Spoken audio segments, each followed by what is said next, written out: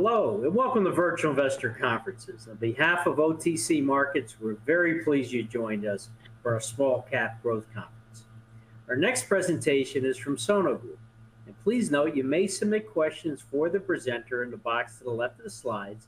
And you can also view a company's availability for one-on-one meetings by clicking Book Meeting in the top toolbar. At this point, I'm very pleased to welcome George O'Leary. He's the Managing Director and Chief Executive Officer of Sono Group, which trades on the OTCQB venture market under the symbol SEVCF. Welcome back, George. Hey, thank you, John. Thanks for having me again. Appreciate it. So as John mentioned, I'm George O'Leary, the Managing Director and CEO of Sono Group NV. We trade on the OTCQB under the symbol SEVCF. So to start, let me provide the forward-looking disclaimer as we are a public company. And then let me tell you a little bit about myself.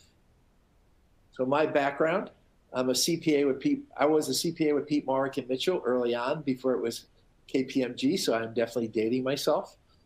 I was Vice President of Operations for Cablevision Industries. I ran $125 million worth of business for Cablevision until we sold to Time Warner. Then I started my own cable installation business and grew a business, Communication Resources Incorporated, from 5 to 40 million in 4 years and sold it to a public company. And then after that, I started my own consulting practice called SKS Consulting. And what's interesting about SKS Consulting is my last name O'Leary in Gaelic translates to Strong Are the Kings of the Sea. And that's where I got the name SKS from. And anyone who knows me that's on the call, and thank you for participating and listening to my call today, but anyone who knows me, you're probably noticing something you haven't noticed before, which is a mustache. And so I took a page from the Professional Athlete's Playbook, and I decided that I wasn't going to shave my upper lip until I get onto a national exchange. So a little bit more about that as we go forward. So let me tell you about the company. So Sono Group, we are a solar technology company based on solar mobility. We are headquartered in Munich, Germany. We incorporated in 2016, and our management board and our supervisory board are all based here in the United States. I'm actually in West Palm Beach, Florida. We're quoted on the OTCQB, as I mentioned. Our focus is on integrating proprietary solar technology onto commercial vehicles, and our main focus is getting on the production lines of the large OEMs. We have 9 granted patents, and over 30 pending patents.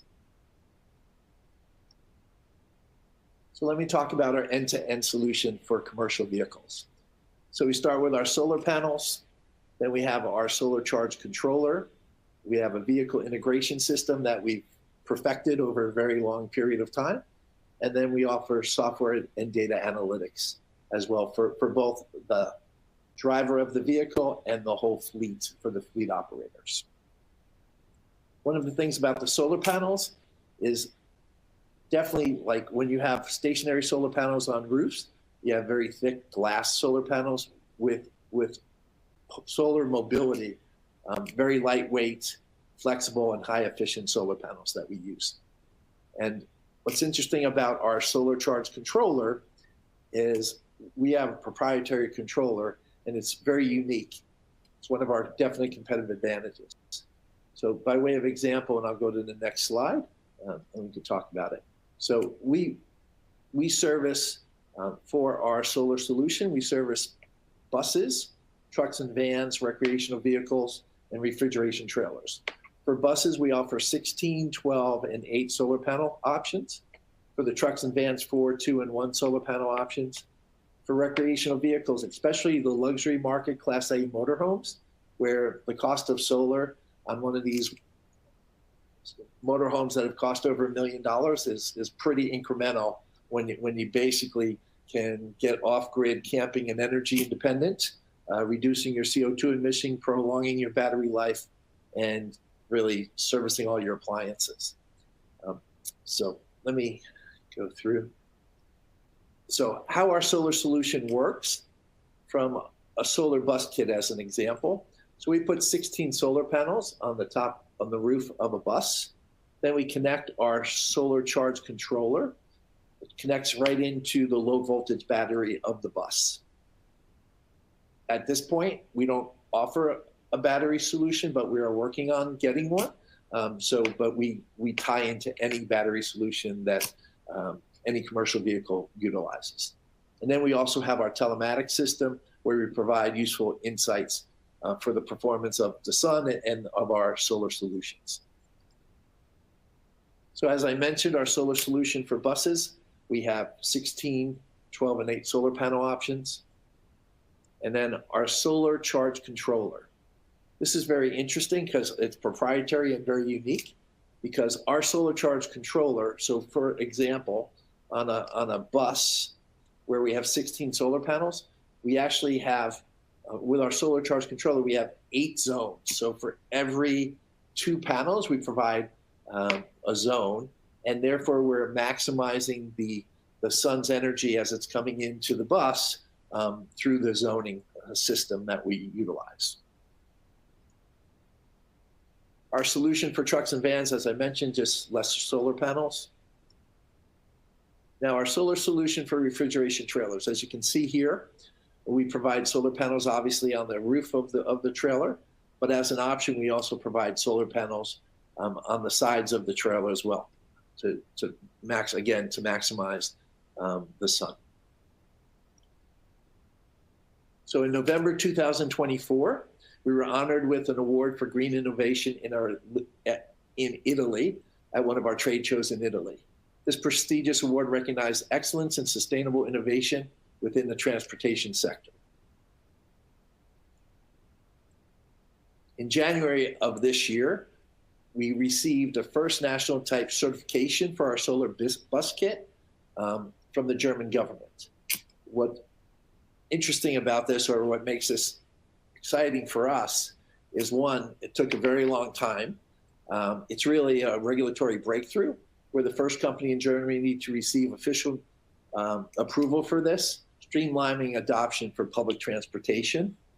Bus operators can now integrate solar solution without requiring individual case-by-case approvals.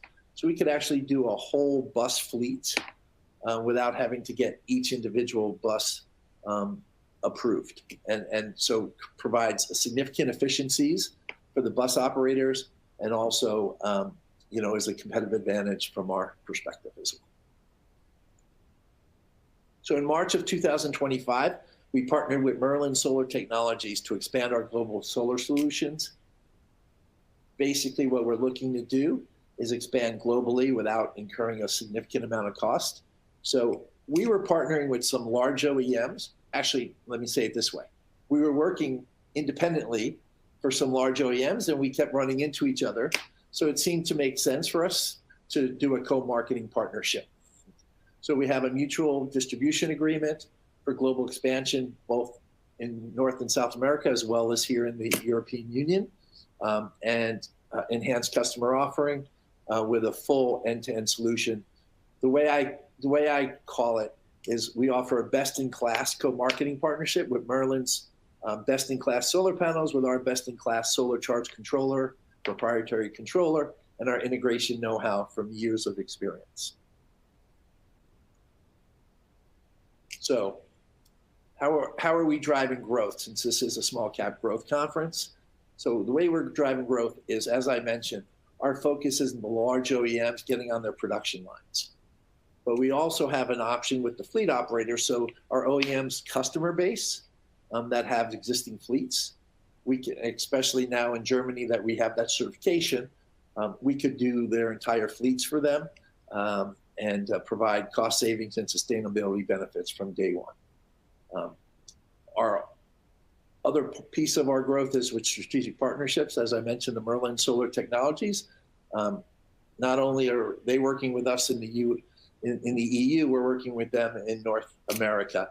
So it's expanding our revenue and our growth opportunities. We're also looking at other global joint ventures, new product offering partnerships like batteries and that kind of thing, as well as other geographic partnerships we're looking at as well. So Sono Group, we combine the US growth and entrepreneurship with German technology innovation know-how. So as I mentioned, I'm here in West Palm Beach, Florida. Our whole supervisory board are all in the U.S., and that comes into play a little later in the presentation. I'll share what we've done, what recently changed to. And then our subsidiary, Solar Motors GmbH, our two managing directors are based in Munich, Germany.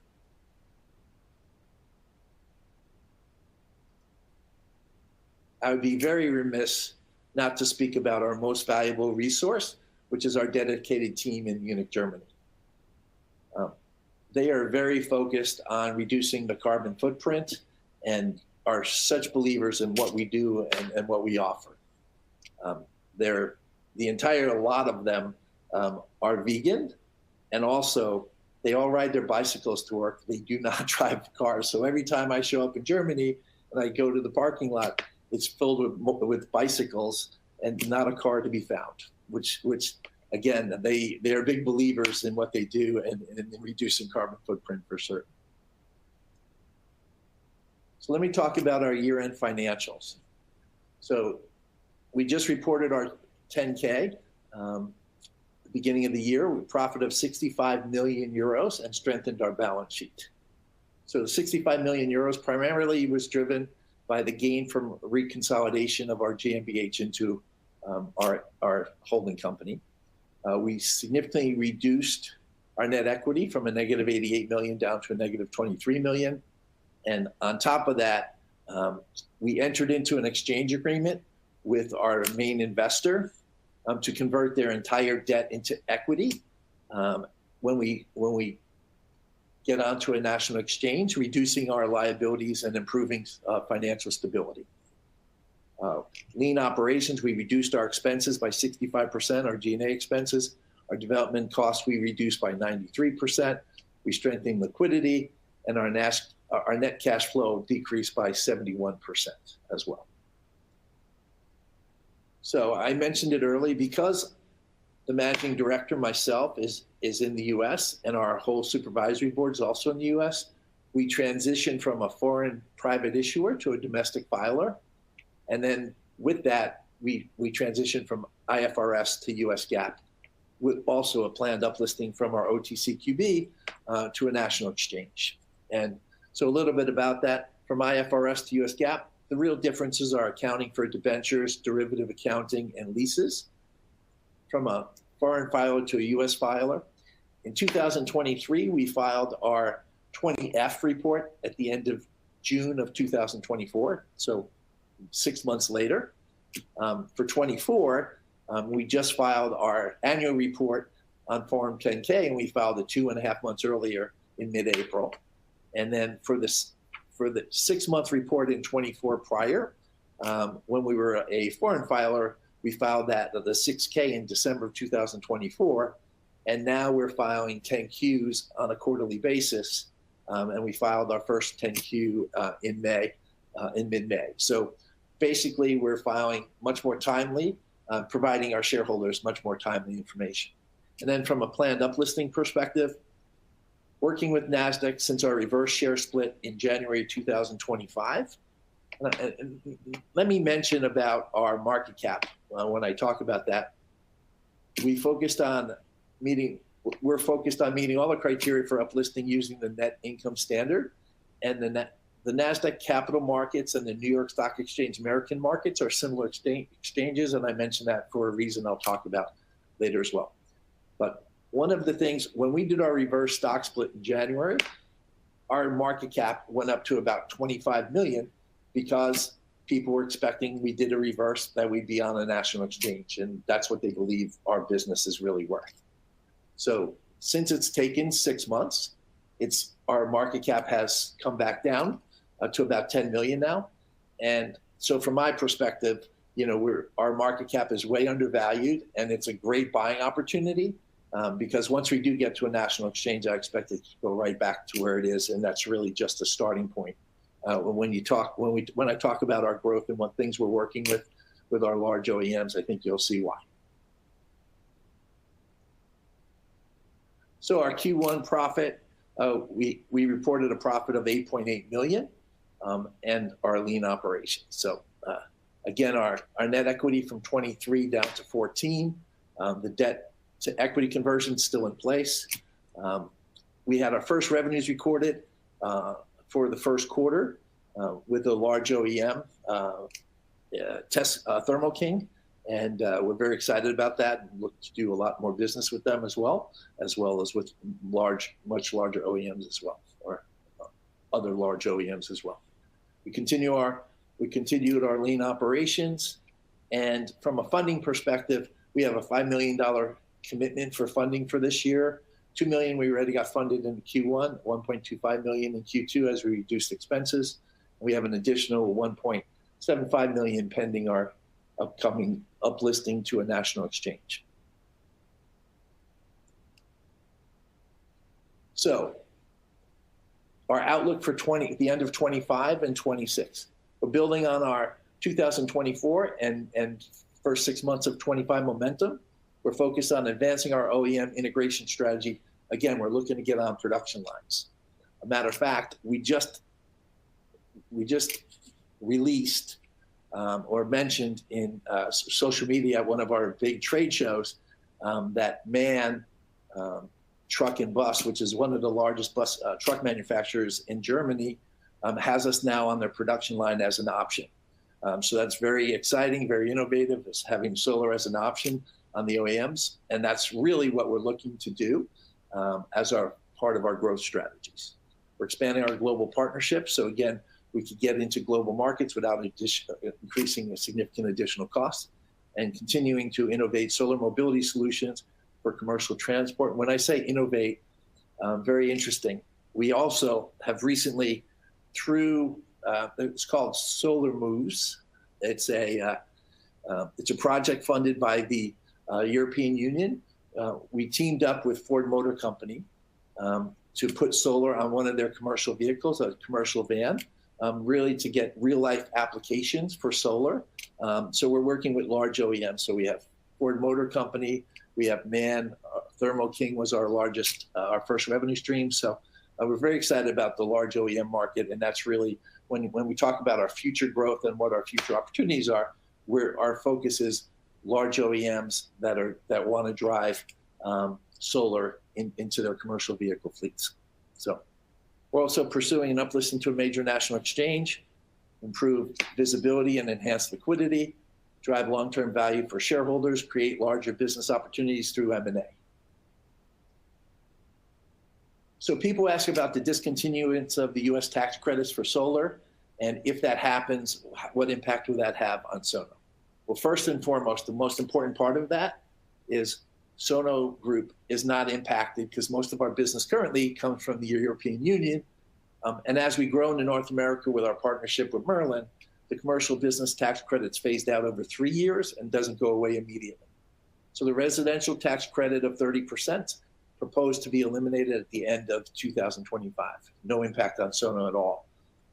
Commercial business investment tax credits proposed to be phased out over a 3-year period, so reduces to 60% in 2026, reduces to 20% in 27, and reduces to 0 by the end of 28. So again, because most of our business is in Europe, it doesn't impact us, but as we get into North America, it's still phasing out over a 3-year period. And so we definitely have opportunities for growth both in Europe and in the US as well. So key takeaways and closing before I get to questions and answers. 1, solar is the largest and most affordable renewable energy source, so it makes sense to be investing in solar. So what I like to say is solar bridges the gap between the conventional vehicles of today, the diesel commercial vehicle, and the electric vehicles of tomorrow as charging stations catch up to the EV demand. They say it's going to take 15 to 20 years for that to happen. So you're talking about a very large runway for us to generate significant amount of revenues before that happens. And we also have an EV solution with high voltage batteries as well. So we solve it today and we solve it tomorrow. Awareness for solar benefits is growing, increased customer demand, again, on the large OEMs, and we're working with large OEMs, and we have a very nice sales pipeline with large OEMs as well. Our patent portfolio, our data-driven dashboard, and our solar mobility know-how sets us apart from all of our competition. And when I say solar mobility know-how, we really understand how mobility works with solar. It's very complicated, and we have the expertise to provide it. And then Sono Group NV is on track for our planned uplisting to a national exchange. And we're excited about that because I'm really looking forward to shaving this mustache. So with that said, let me turn it over to any questions that the listeners may have. Okay, quite a bit. So can you speak to demand you are seeing in the US and Europe from OEMs for solar-powered vehicles? Are you operating in Asia? So we are not operating in Asia as of yet. We are in conversations about it. Again, part of our partnerships that we're looking at would touch in Asia.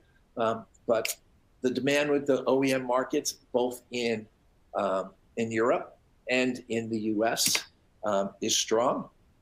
And our partnership with Merlin, one of the benefits of it, instead of us being seen as a European company and them being seen as a as a US company, we really want to be seen, both of us, as a global company.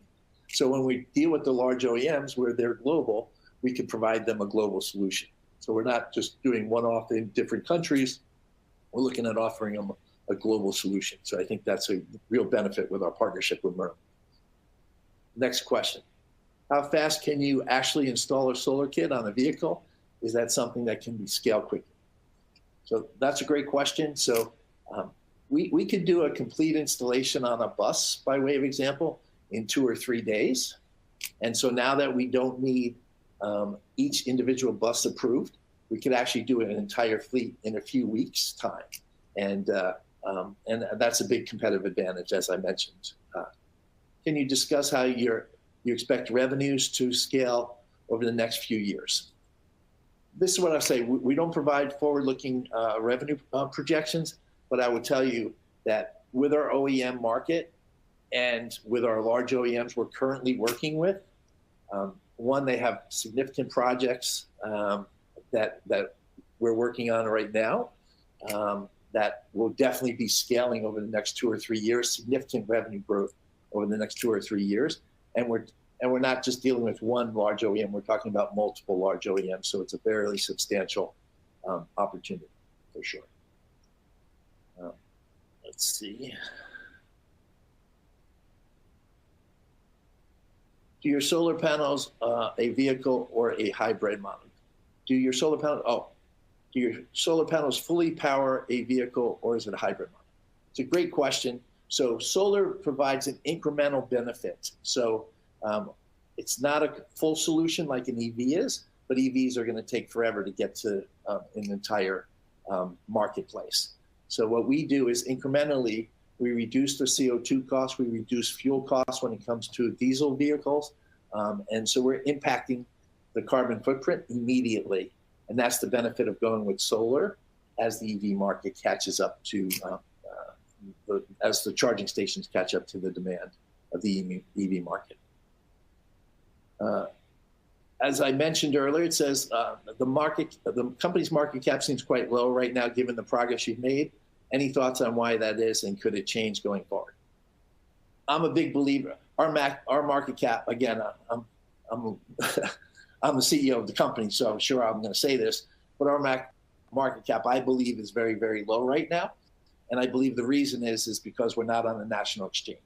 I am working very diligently to get on a national exchange, and I believe we will be on a national exchange very shortly. Now's the opportunity, in my mind, to be buying the stock, because once we get to national exchange, as I mentioned, when we did our reverse split in January, our market cap was 25 million, and that's just a starting point from my perspective.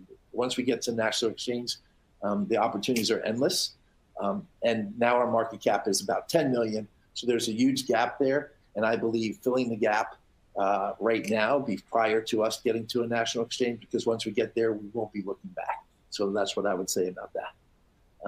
Let me see.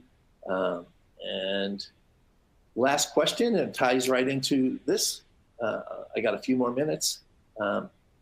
You mentioned OEM integration as one of Sono's key growth pillars. Can you share more about the types of projects you're currently working on with vehicle manufacturers? Maybe give us a sense of who's showing interest in these collaborations typically start. So again, I mentioned the solar moves. It's an EU project that we're working directly with Ford Motor Company. Very exciting, a very large OEM. And there's other opportunities with Ford Motor Company as well that we're looking at, and we're working with Merlin on. Then we do have, as I mentioned, at the most recent trade show, MAN reported that we'd be on their production line as an option for their commercial vehicles, and we're very excited about that. MAN is the largest truck and bus company in Munich, Germany, and we're excited to work with them in all of their locations throughout the EU and the world. And then I mentioned our first revenue streams came in the first quarter with Thermo King, and this is what I'll say: we're doing pilots for them. And there's a tremendous amount of opportunity for us to be expanding our revenue and our growth with them and other large OEMs. There's the interest for large OEMs in solar is now. It's not something in the future. It's now, and we definitely have the competitive advantages to deliver on that. And that's why I believe this market cap is quite low for what we're able to accomplish. And once we get onto the national exchange, we're just getting started. So that's how I would end it. And I would say thank you very much for having me today. Thanks for listening. And I really appreciate everyone being on the investor presentation. Thanks.